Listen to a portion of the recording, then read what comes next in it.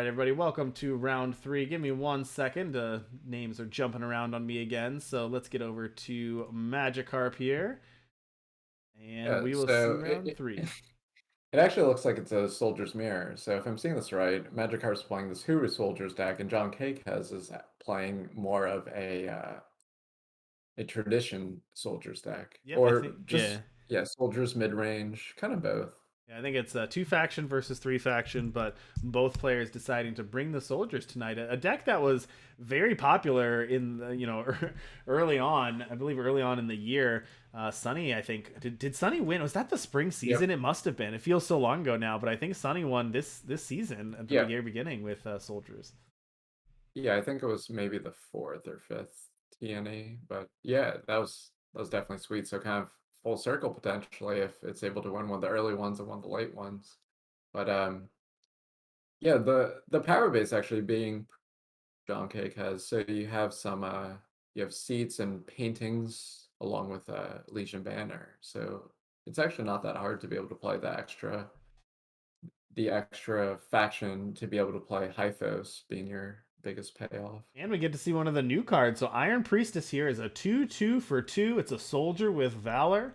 And then if you have a Justice, when Iron Priestess goes to your Void, create and draw a weapon the same size as she was. So that's pretty cool. It also kind of works decently well with Valor because it gets pumped up until end of turn. So get that buff on your weapons. But Manacles here, or I'm sorry, Manacles here, going to be able to take I out don't know these how to two, pronounce that these word. two units here. The Greek god of stunning things is going to take care of these two units so that Johnkkez can get in for some damage.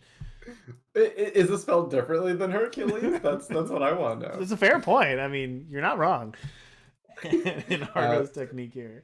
do you know who previewed the Iron Priestess card? I don't. It was actually me. Oh, there you go. I Yeah, they gave one to each world's competitor to preview, and I got that one, and Kolakoma got a life for a life. So Very nice. I think I I remember like the beating down. article. He likes Reanimator. Yeah, Yeah, I think I remember reading that article, but yeah, that's awesome. yeah. Tara, I'm glad to see them play. yeah, for sure. Tara here, a pretty sweet one. I like Tara as well. That card's so Yeah, good. I don't think that card's gotten enough play, to be honest. We saw it early on, and it's so good. And maybe it just hasn't. Maybe it's seen the right amount of play, but just the decks haven't fit it. But it is pretty sweet.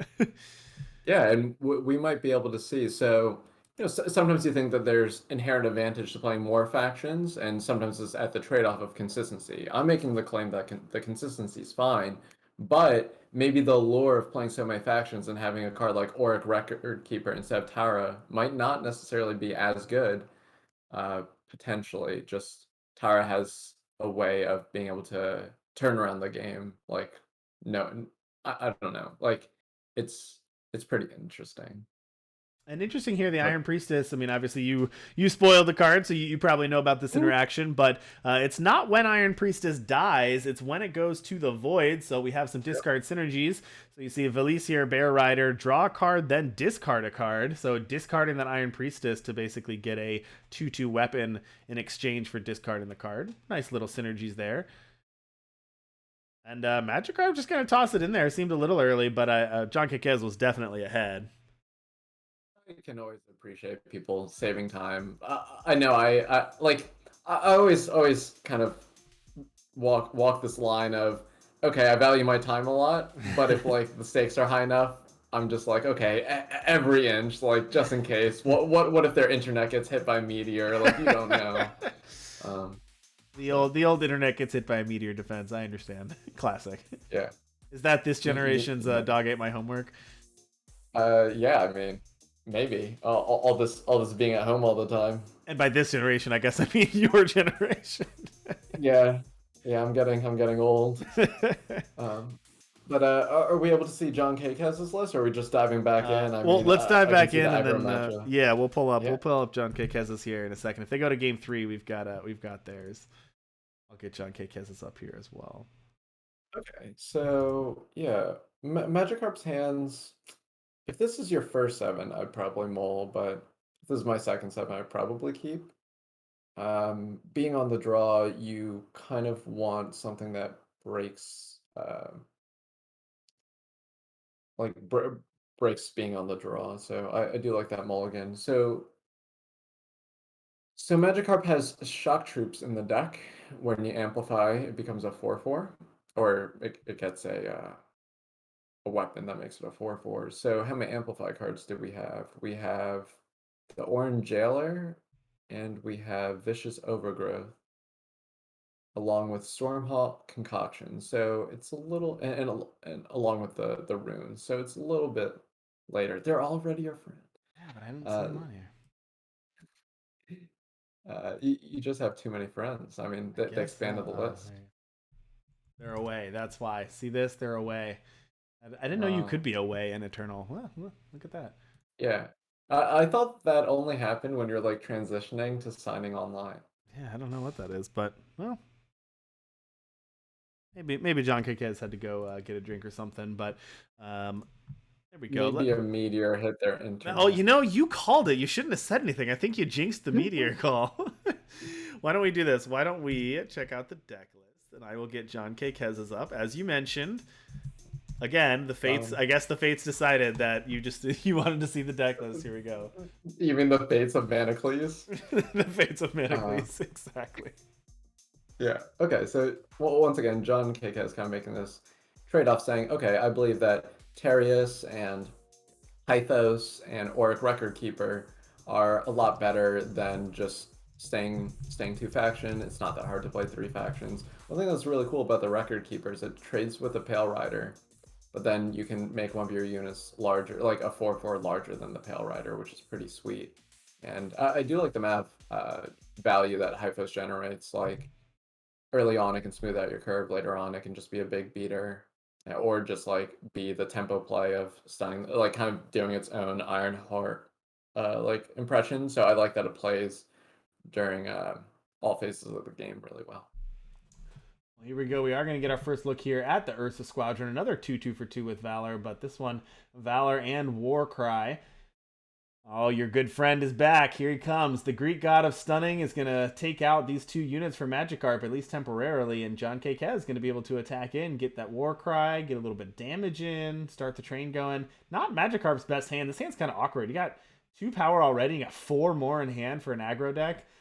Don't love that. I truly hope that every time people refer to this as Manacles, that I'm brought up in this conversation. Of course.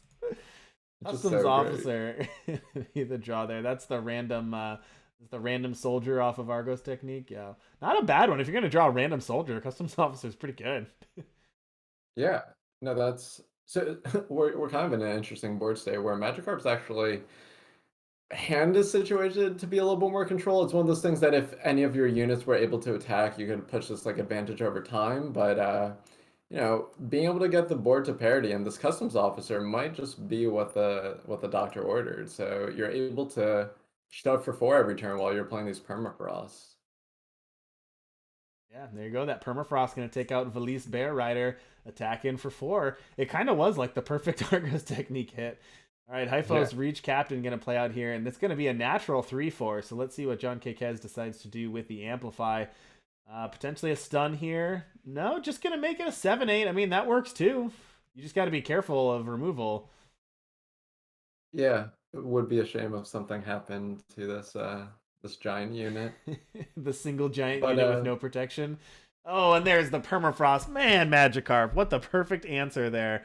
But also going to yeah. get that Warcry thanks to that Tara coming down. So one thing I had to check was whether or not Gavel's Insight killed relics or relics and curses. But it's just relics, so can only kills, the god of Manacles, um but Ooh, Tara growing up here, but the Ursa Squadron coming back, so we might see a trade setting up. But we know that Magikarp can saddle up to get at least one more war cry for the turn. yeah, that also makes Tara into a 6/6, which is nice. And a Vicious Overgrowth to draw for Magikarp. That's pretty nice. Argo's Technique and Gavel's Insight, the draw, or I'm sorry, the hand for Johnkkez.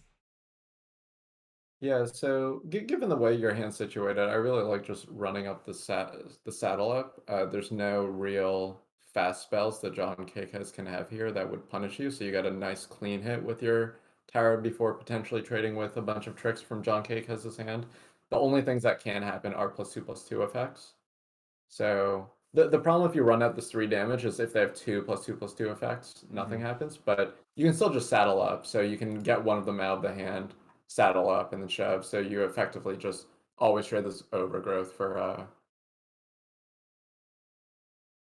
yeah, you just always trade this overgrowth with one of the combat tricks if you want to. There you go. There's that saddle up. Great and draw a random soldier for Johnkkez. Let's see if it's a customs officer. It is not. It is another new card, Genius Combatant, Valor and Stealth. Oh boy, the god brought friends. Here comes Manacles number 2. And that's going to stun the Tara. So, and then play out that unit.